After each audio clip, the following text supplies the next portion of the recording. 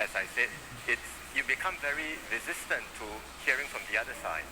You self-select information to reinforce your own blind spots and biases. And then it starts to polarize. And that's very worrying. You see this happening in many places. Can we avoid this happening in Singapore? We must try our very best. We must do our, in education, in schools, we will continue to focus on cyber wellness, helping students to navigate through the internet. But in the end, it depends on all of us as Singaporeans to decide how best we can navigate this new landscape.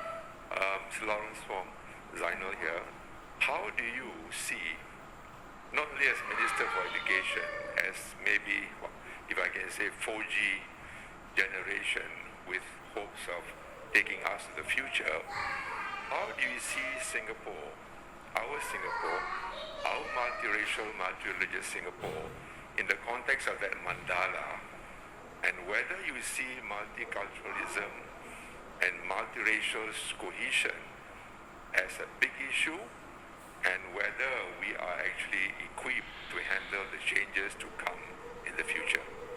It is a big issue, and I would say that our aspirations and ideal for a multiracial, multicultural Singapore must continue. We must strive for that ideal.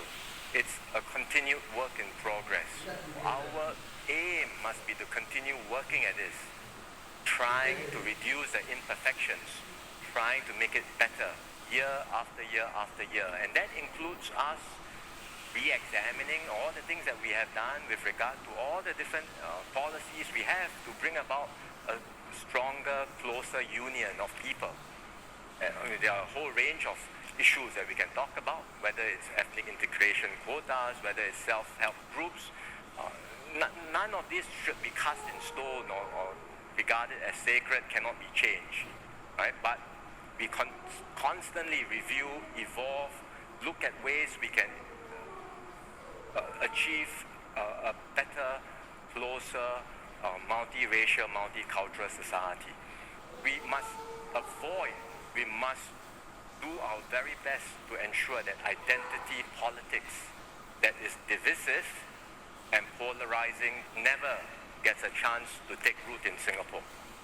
Some people have said you've had a good crisis. I'd like to hear your thoughts about how you grappled with having to take those difficult decisions. It's certainly not about deciding by gut, right? I don't trust my own gut. So I have obviously gut reactions to anything that comes up. But in decision making, it is not just based on instincts. You've got to look at data, you've got to look at evidence, and we have a whole team of people helping us, experts, scientists, advising us. We bounce ideas off them very rapidly, constantly almost. We get daily updates. Each time new developments happen, a new variant that develops. Is there a risk? Is there no risk? Should our measures be updated?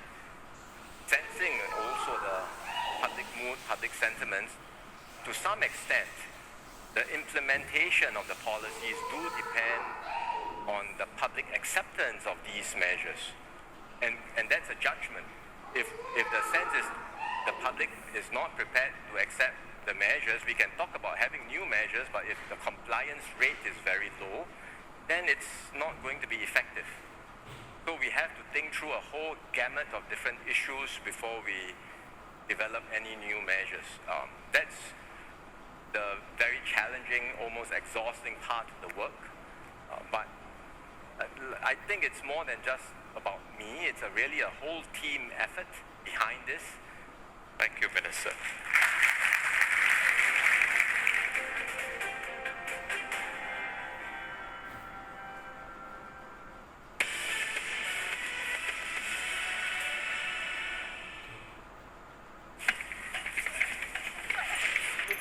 Victim's ribcage. You also punch the victim on his face about 3 to 4 times. It's quite common that we hear this comment, just got away with probation. I was trying to seek a higher level of sexual gratification. You don't care about your probation,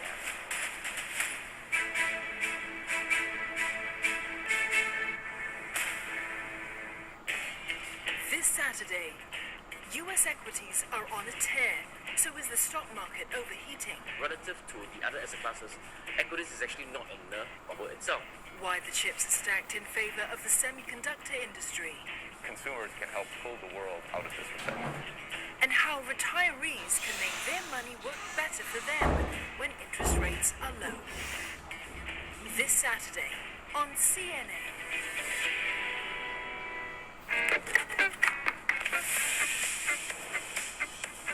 A poor man's stew. Nissan Indian style. And a supper spot called Car Park. The car park. So that is like the place. Singapore's first topless cabaret, jazz bar, and nightclub all rolled into one. You see these girls with next to no clothes on. Because they're having a child live. Home to Singapore's first supermodel sisters and our very own Paris-trained Christian Dior of the East. Psychedelic when it was a hippie era. Look at this Daisy print. That's part of the rebellion culture, you know.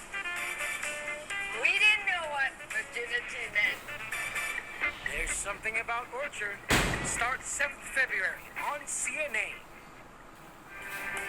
The changing climate has meant Taiwan is seeing fewer typhoons, and that means the island is now dealing with the devastation brought by droughts.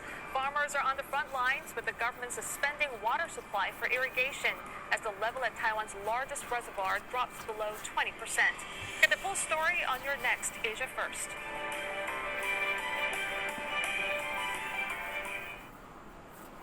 This is Singapore Tonight. Good evening, I'm Dawn Tan. Tonight's top stories. Global cooperation essential to resolve the pandemic and revive the global economy. PM Lee says countries must strengthen their frameworks for collaboration. 25 COVID-19 cases in Singapore confirmed as the B117 variant. The strain first reported in the UK is said to be potentially more contagious. More than 1,000 jobs to be created for those with disabilities. It will include employment, traineeship, and skills upgrading opportunities. Calls for a green lane for trucks carrying live animals across the border. That's after thousands of poultry died in a near 10-hour jam. President Halima reiterates the importance of giving the disadvantaged job opportunities.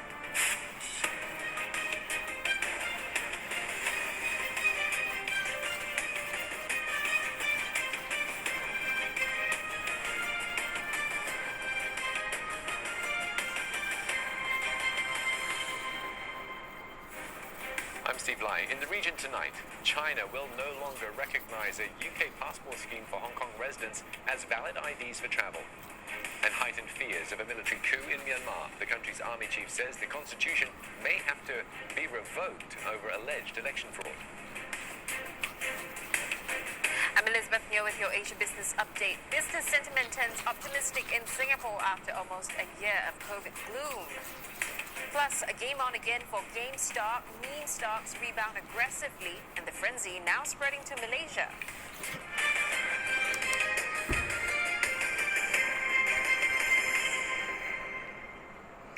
Global cooperation remains critical to resuming growth in a post-COVID world.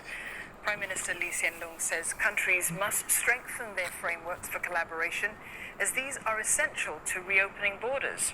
Mr. Lee was delivering a special address at the virtual Davos agenda. Brandon Tanoto with more. Be it a pandemic, climate change, or economic recovery, global leaders need to take a political stand and persuade their citizens that cooperating with other countries to tackle these common challenges is key in steering the world out of serious trouble. Prime Minister Lee Hsien Loong explains that what a post-COVID world looks like depends on the decisions countries make now. As an immediate task, countries should collaborate to develop a standardized, robust system to verify the authenticity of tests and vaccinations. This is essential to reopen borders and resume international travel. In the longer term, countries should work together to update and strengthen international institutions like the WTO and create new rules to govern and foster novel forms of economic activity.